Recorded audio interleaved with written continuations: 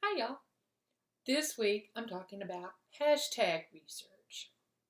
Now, what is hashtag research? It's basically the process of finding just the very best hashtags for your content that you're posting online. So, on each social network that uses hashtags, and that would be LinkedIn, um, Facebook, Instagram, and Twitter, on those social networks, each of them are different and they each use hashtags in a slightly different way. So, we're going to go into the differences in how each of, of these networks use hashtags. I'm going to talk about LinkedIn and Twitter and Instagram rather than Facebook because hashtags really haven't gained much ground and really haven't become super prominent on Facebook. So they probably don't figure into your strategy as much as they do the others. So I'm here on Instagram where we're going to talk about hashtag research. And I have typed we're just going to use the social media hashtag. I've typed it into the search box at the top of the page. You can do this on your phone or on the desktop, either way.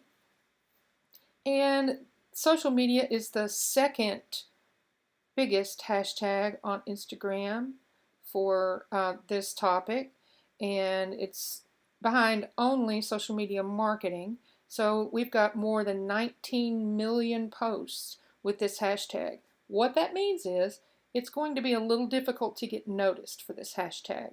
So if you're going to include it, and you probably should, then I would also scroll down and use some of these smaller ones too.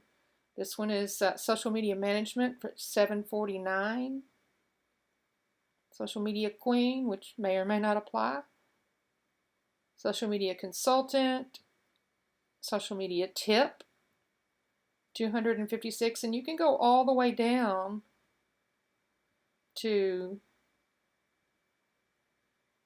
19,000 posts.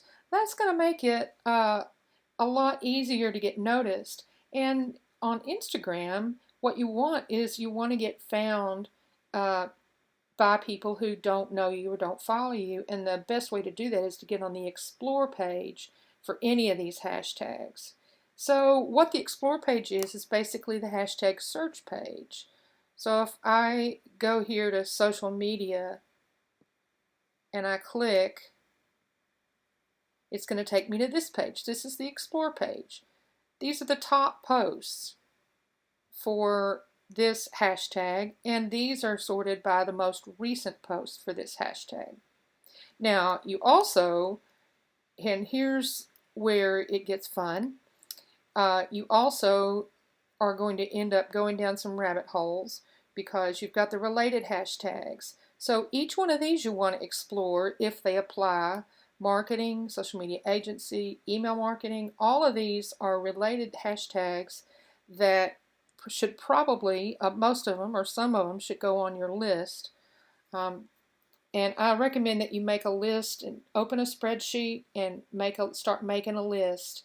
And you know, it's a little extra trouble, but if you put the numbers in there, then you can sort them by how many posts they have, and make sure you've got a wide variety. So you want the 19 million ones, maybe 5 of those, and maybe 5 really small ones, and then you've got a total of 30. So keep the middle 20 in the mid-range of posts for your hashtags. So 5 big hashtags, 5 small hashtags, and 20 that are medium. And you can define medium based on the size of your account. I know some people use a formula, but you don't really have to do that. So the other thing you want to do is you want to find people who are posting about your topic. So that one's in, I believe, German. So find one that's in English that I can actually understand. Here we go. Socially selling. So I don't know whether this looks like a person who sells a lot on Poshmark. So I would go here, if I were a Poshmark seller, I would go through here and I would copy all of these hashtags and I would add them to my list. I would check them out first and see, whether they look like they are going to be beneficial for me. But this is how you find hashtags to follow, and you find new people to follow, and you hope that they find you to follow back. So look at the Explore page, both because that's your goal to get there and you want to look at the related hashtags, but you also want to look at who's posting and who's making the Explore page for this particular hashtag and what hashtags they're using to make the Explore page. When you add a new post, here's how I like to add my hashtags, and you may have seen this. I will space down and add a period, and I'll do that 5 times to sort of separate the hashtags from my caption. Now, you don't have to do that, but it's kind of a convention on Instagram. And the reason for the periods is that Instagram will ignore the space. And if you don't put something in that space, they will ignore it, and your hashtags will just be right up under your caption, which some of us don't want. Some people put them in the first comment. I like them in the caption, and the reason for that is that if there is a short time lag between the time you actually add the post and the time that you get them in the first comment, some people think it can affect the algorithm, that the algorithm is based on how soon your hashtags are posted. And if that's the case, which nobody knows, but if that's the case, then you may as well put them in the caption. I just put them in the caption because I don't think it matters that much. People expect to see them on Instagram, and that's where they're going to be. The other thing that I always do is I always put a link, the link to my bio in the caption. That's the only, that Beth G. Sanders Online is a link to my profile, and that is the only link that will work in an Instagram caption. So you can tag another Instagram user, and this one is me. So that's how you do hashtag research on Instagram. Let's go to Twitter. And this is, I'm going to go to the home page on Twitter, and I'm just going to put in my social media hashtag. And you see I get other suggestions and social media marketing as well, social media day. And here are some accounts that are suggested to follow that use that hashtag. Hashtags that have social media in the title. So if I hit enter on this, I've got at the top right, I've got some search filters for location and for people. And again, you can across the top here of the social media hashtag feed, I can choose the latest or people, which would be accounts or photos or videos. So they make it pretty easy for you to do your research. Now this one has only used one hashtag, and it's that one. But as we scroll down, again there are accounts. As we scroll down, we can see what some of the other hashtags that accounts are using when they post using the social media, and that's how you're going to discover new ones that you're going to add to your list. 9 steps to a winning social media strategy.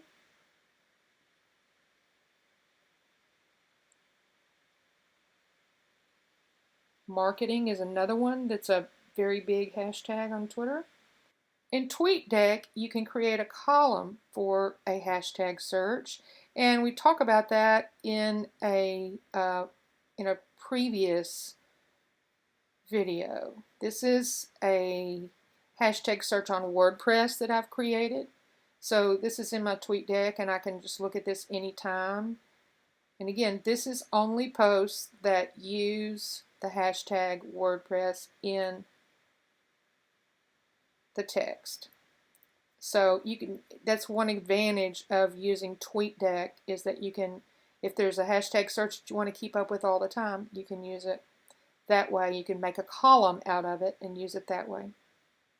Now, on LinkedIn, again, we're just going to type our hashtag into the search box, and we see other suggestions, most of which we probably want to explore.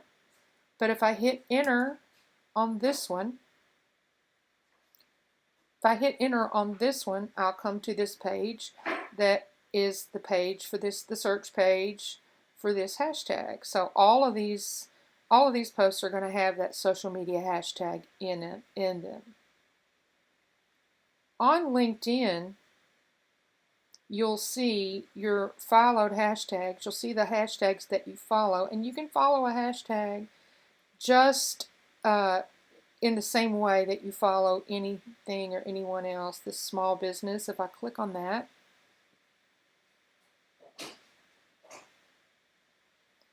it'll take me, and you can see I'm already following small business, and it even tells you how many followers you have.